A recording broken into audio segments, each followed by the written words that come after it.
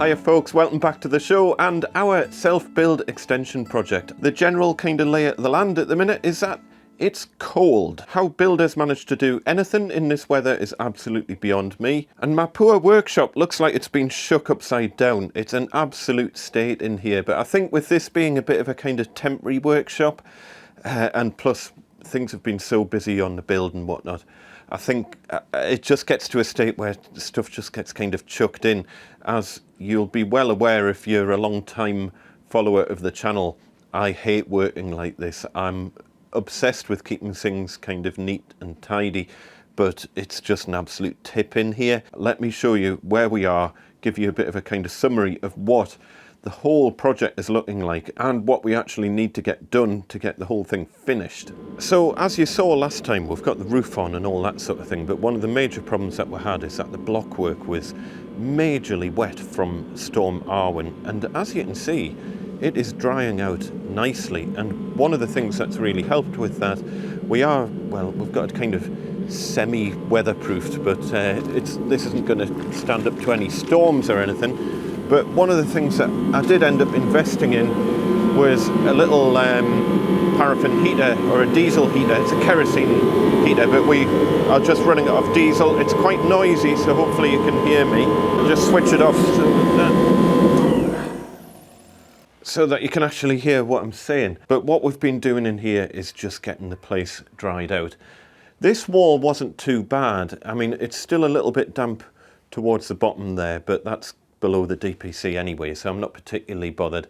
It was wet, I don't know if you remember, but it was wet all the way up the top there. You can see that's all dried out absolutely great. But then turning around the other side, it was really this wall over here. This wall was soaking wet.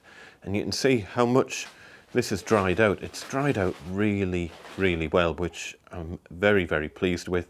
We've had the big space heater running in here for probably a couple of hours a day or thereabouts, just to kind of help get things dried up a little bit. It's not perfectly dry yet, but it's a lot drier than it was. And it's certainly well on its way to being ready for plasterboarding and all that sort of thing.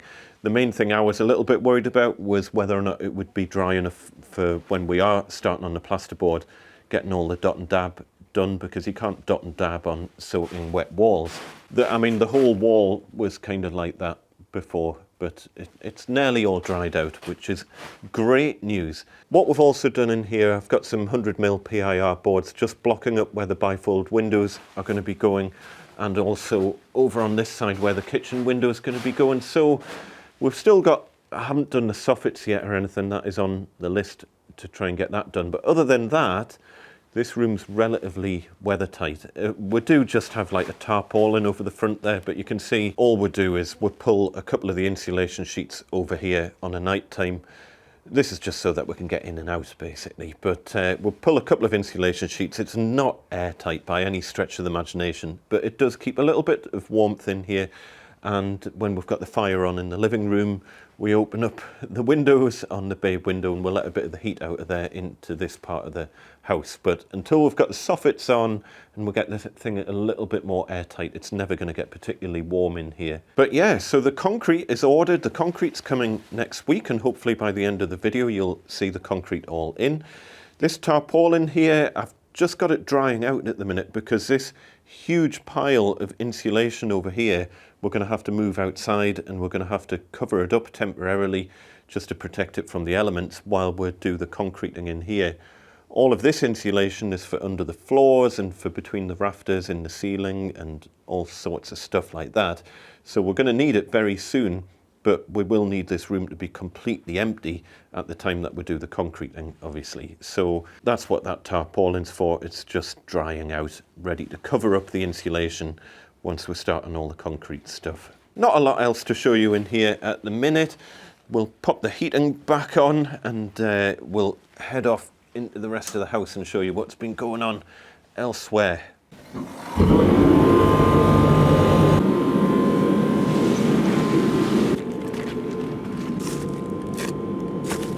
By the way, this external wall here on the side of the extension heading through into the garage, so you can see this is just starting to dry out. So some of these blocks are, you can see What we want is for this whole wall to be kind of like that.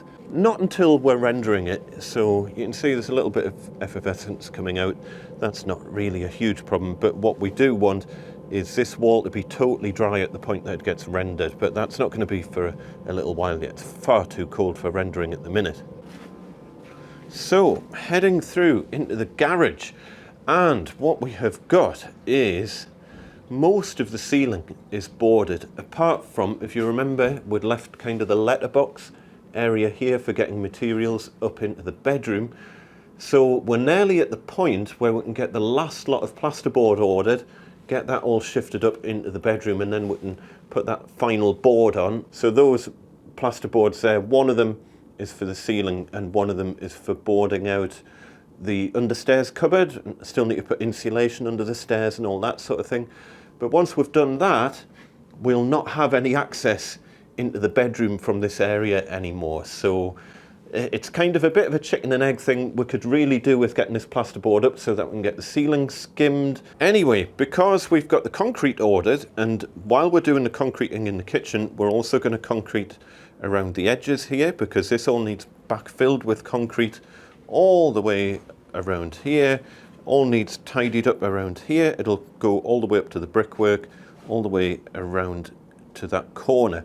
So on Tuesday next week, when the concrete arrives, we'll get all of this done as well, which hopefully you'll see towards the end of this video.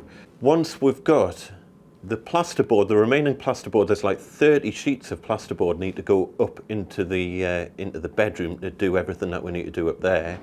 Once we've got all that up there, we'll get that sealed off, and that'll be the garage more or less done-ish. Let's head up into the bedroom through the letterbox and I'll show you what's been going on up there. Right, so up in the bedroom, and as I say, we've just got this little letterbox area here, which we're going to be using just to pass all the remaining plasterboard up here, any other materials that we can, to save having to bring them through the house and up the staircase inside the house. Kind of hard to see because it's so dark over there, but we've got a bit of a material storage area over there. Again, we've got the windows all sealed up with PIR board insulation, just to keep the place, well, it's not exactly warm, it's freezing in here, but it's just to keep it vaguely kind of weather tight while we're working in here. Things will start to warm up a little bit once we get the garage floor sealed up, because at the moment there's a huge amount of heat being lost through the garage floor and obviously through the roof and whatnot as well. I mean, there's no insulation or anything anywhere at the moment. But the other reason that it's cold in here is that there's no central heating whatsoever. So we've taken the radiator off from here because we needed to get all the old plaster scraped off this wall. By the way, it's complete coincidence that this wall, the new wall, has ended up being almost exactly the same level as the old wall. It's just because of imperial bricks are bigger. This is only about a 50mm cavity on the old wall, and obviously we've got a 100mm cavity on the new wall, but new bricks are thinner than old imperial bricks, and it's more or less ended up being pretty much the same size. I wasn't sure if we'd end up having to like potentially batten out a section of the wall or something like that. I mean, it'll all be dot and dabbed anyway, but we've ended up where we can dot and dab over that no problem and get the whole wall looking like you would never know that you've got new wall and old wall once that's all plasterboarded over. The new radiator's obviously going kind of over here under this window, but we've got the old radiator pipework here at the moment, so I need to do a little bit of jiggery pokery with pipework, put the new pipework in, but I don't want to have to drain down the system and everything and join onto this yet, not until we're ready to put the new radiator up. Can't put the new radiator up until the walls have been dot and dabbed and plastered and skimmed and the windows are in and all that sort of thing. So it's going to be a little while before we have any form of heating in this room, and it is very cold. But as I say, that wall is completely ready now. I am going to put a little coat of primer on the brickwork because I doubt the plasterers will bother. When they're doing dot and dab, they generally don't primer the walls. So I am going to primer this wall just to give a little bit of a better adhesion for the plasterboard when that goes on. And then over on the other side of the room, we've got a little bit more work to do here, but what we have done is I've trimmed away, I don't know if you remember, but there was loads of bricks kind of sticking out here. So I've trimmed away all the bricks that were sticking out.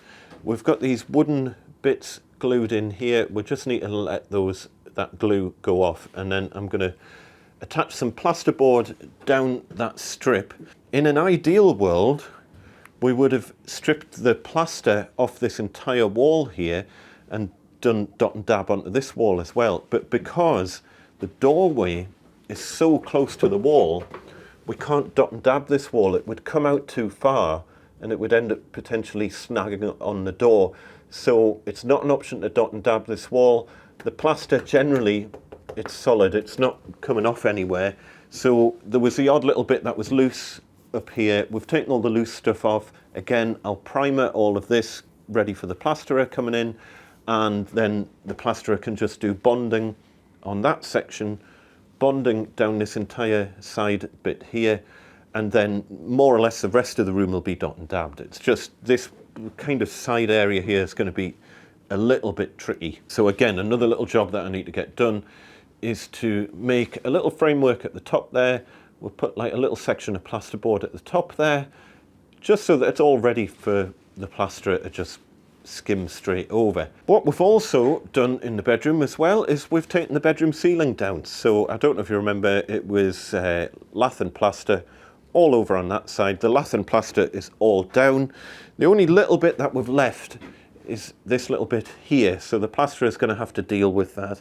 But that runs right over the top of the bathroom ceiling, and also you'll see there's no joist running across there. So if I was to take this section down, I would end up having to add some sort of mangled joist in between this joist and this joist to take the plasterboard. It's just a bit of a mess on for no good reason. I think just on this one little section here, the plasterer can just do bonding and skim straight over the top of that. It should be absolutely fine.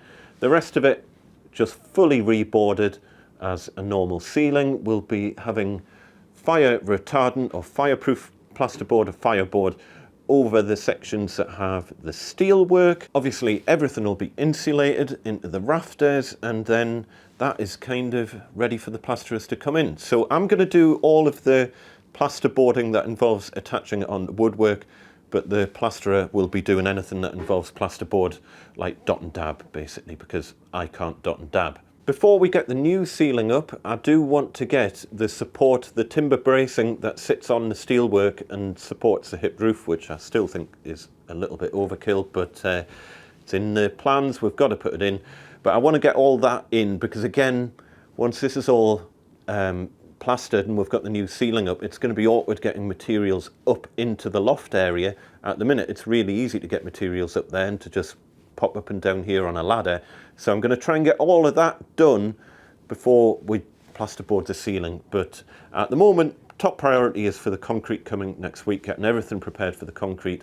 And then after the concrete's come, we'll try and get the delivery of plasterboard in, get all the plasterboard up here ready for doing this room and the ensuite. We've got moisture board for the ensuite, we've got acoustic plasterboard for the ensuite as well, and we've got a whole load of standard plasterboard for the walls and ceilings. And then once we've done that, we can seal up our little letterbox here, do the ceiling in the garage, do all of the underfloor services in here, insulate and get the floor in. And once the floor's in, hopefully around that time we'll be ready for the windows going in. So lots going on. Let's jump forward in time a week or so and we'll see how we got on. And by the way, yes, my hands are shaking. It's like -2 or something. I'm absolutely freezing cold.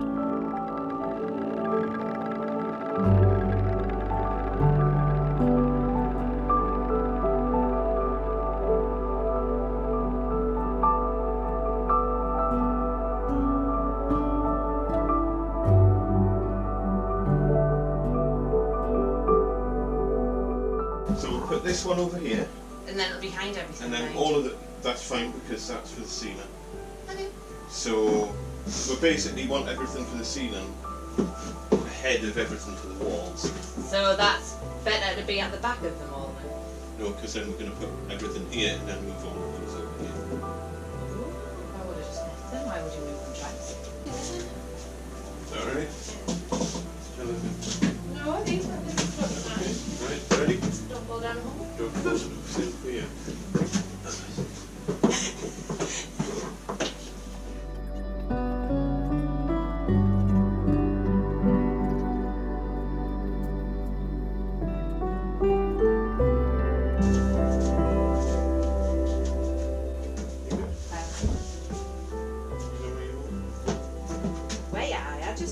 shit.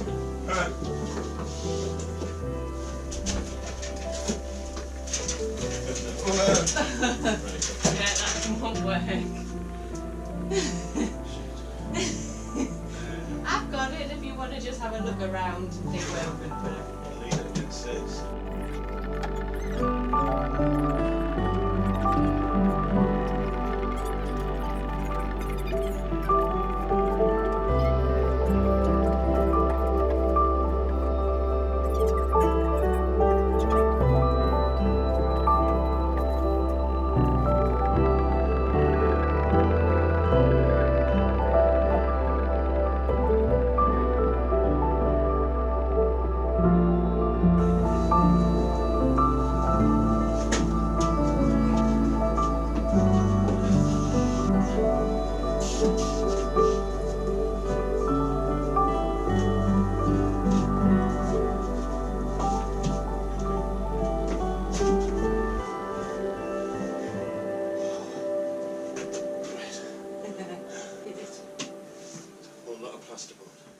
So as you can see, we got all the plasterboard upstairs, and as you can see back there, what have we got?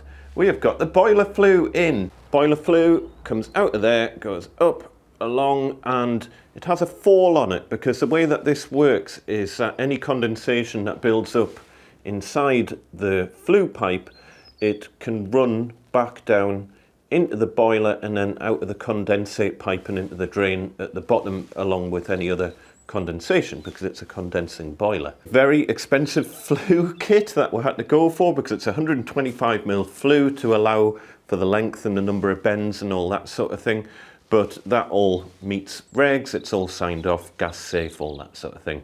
Obviously, I still need to tidy up around the pipes and the cutouts and whatnot. I said that I would do that to save the plumber a job. I'll do it when I've next got a batch of mortar mixed up, because we've got loads of mortar to mix, as you will see in a minute. In case you're wondering why there's plasterboard going around that edge, that's where the wall plate is. So you have to have a fire barrier between a garage and a bedroom, and obviously the wall plate, the wooden wall plate, would breach the fire barrier. So we've got the fire rated plasterboard along there. I'll be sorting it out with an intumescent trim or intumescent sealant and stuff underneath it, so that just keeps everything nice and isolated, so that if there's any sort of fire problems in the garage, it gives, I think it's a 30-minute fire barrier. Don't hold us to that. I think it's a 30-minute, might be a 60-minute. Either way, it's a fire barrier between the garage and the bedroom.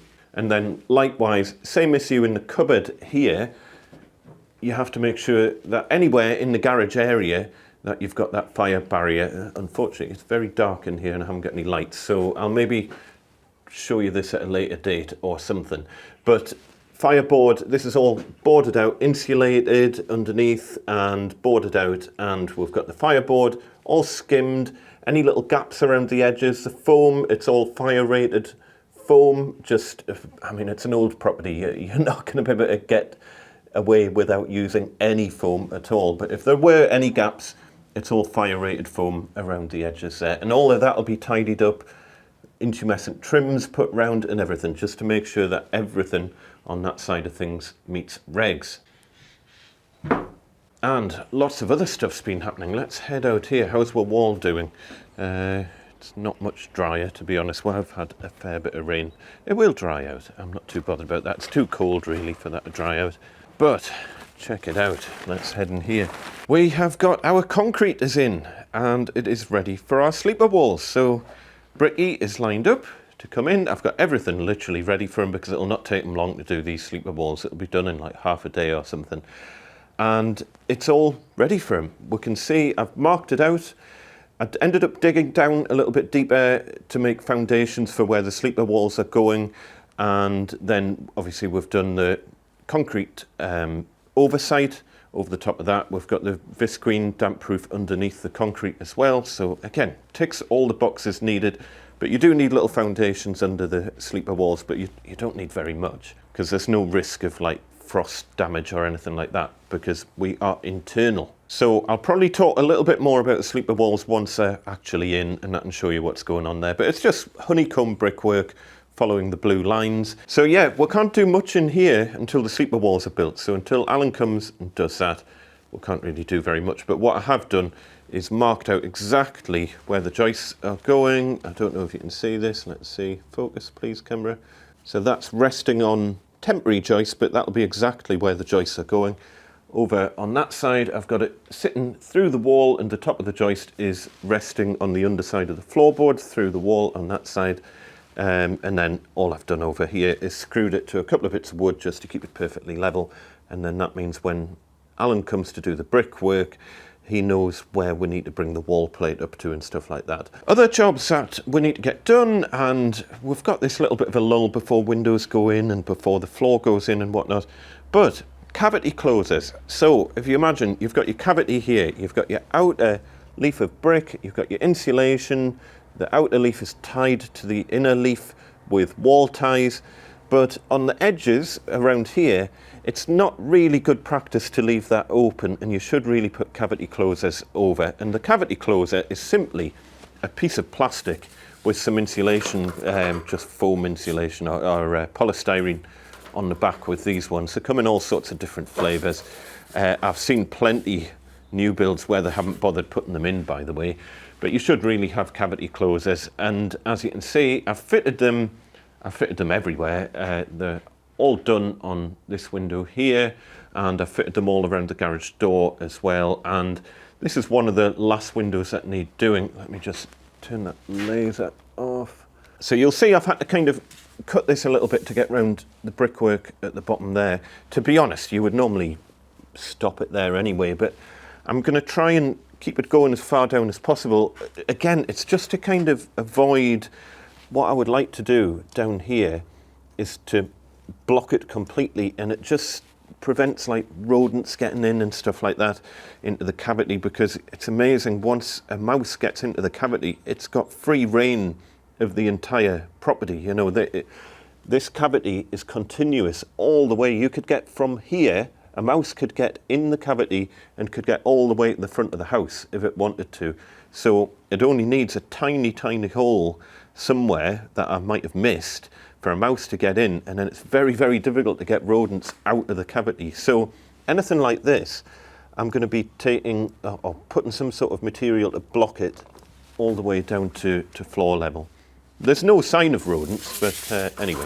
So the cavity closers, they just literally go over the top. I like to glue them in, so I've got glue somewhere, and that's one of my last jobs for today, is just to get these cavity closers glued in. I didn't want to do it until I'd showed you the inside of the cavity, so you can kind of see the point of what I'm doing.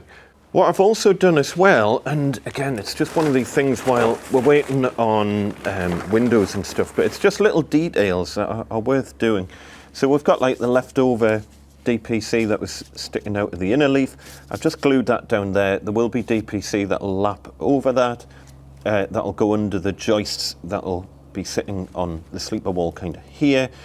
This DPC here, well, this is actually the cavity tray that goes over the top of the air brick. So you've got the air brick there, so you need to have a cavity tray over it so that any moisture that comes down the wall will get forced more to the outer leaf rather than the inner leaf. Oh, and in the garage as well, when we've done the concrete, you can see we've done all the concrete edges as well, so that's all tidied up. You can see the cavity closers around here as well, all fitted. So that is all ready for the brand new back door to go in. That's all going in as part of the windows. When the windows go in, the back door will get done as well.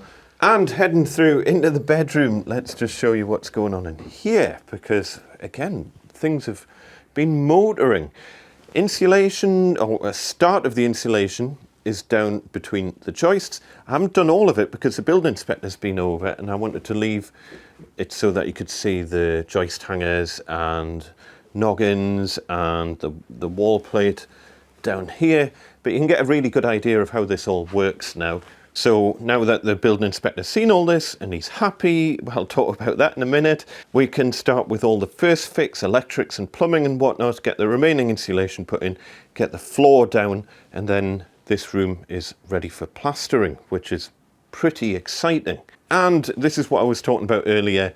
You can see this is all now plasterboarded up, just foam in gaps that were really awkward. This is all going to get bonding and then skim over the top. The plasterer's had a look at it and he's perfectly happy with that. As you can see, we've got all the plasterboard and everything up here, whole stack there, another stack over there. We've got standard plasterboard for the ceilings and for some of the walls. We've got acoustic plasterboard for the outer ensuite walls. We've got the moisture plasterboard for the ceilings and inner ensuite walls. Oh, and we've got a sheet of the fire rated, the pink stuff there. A sheet of that will, try not to fall through our brand new ceiling, will be going over the steel, which is now, all of the support beams and everything like that are now in. Now, the support beams and the steel work and everything to do with that, that's quite a big topic. So I'm going to talk about that in more detail next time because this video is getting really, really long. And I thought it might be quite an interesting thing to explain why we've had to put the steel in and how the support works, and we'll go through the structural engineer plans and whatnot so you can see what's going on there. Anyway, I think that is more than enough for today. I dread to think how long this video is. The great news is that the building inspector's been out, he's looked at everything and he is very, very happy. No problems whatsoever. And that means we can crack on, get everything done. The next time we'll see the building inspector is when the whole project's finished. Anyway, there's plenty more for you guys to see in the meantime. As I say, next time we'll talk a little bit more about the structural steel work up in the loft and how that all works. And yeah, I think we'll leave it at that for today. For now, take care folks. I shall see you next time. Tatty bye.